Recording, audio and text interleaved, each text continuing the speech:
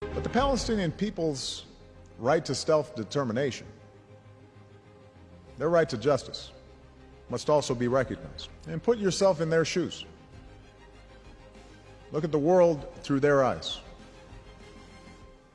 It is not fair that a Palestinian child cannot grow up in a state of their own, living their entire lives with the presence of a foreign army that controls the movements, not just of those young people, but their parents, their grandparents, every single day.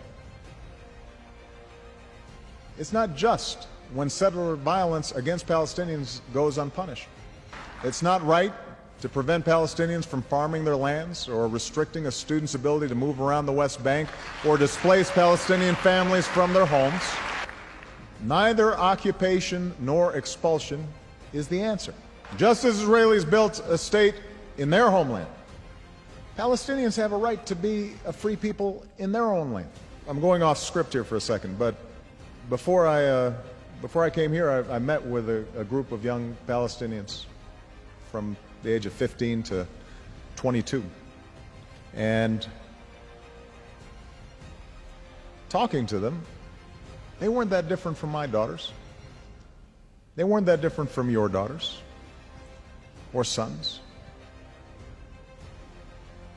I honestly believe that if any Israeli parent sat down with those kids, they'd say, I want these kids to succeed. I want them to prosper. I want them to have opportunities just like my kids do. I believe that's what Israeli parents would want for these kids if they had a chance to listen to them and talk to them. I believe that. Now, only you can determine what kind of democracy you will have. But remember that as you make these decisions, you will define not simply the future of your relationship with the Palestinians, you will define the future of Israel as well.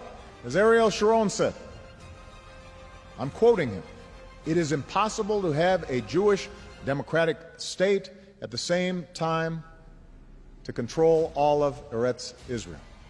If we insist on fulfilling the dream in its entirety, we are liable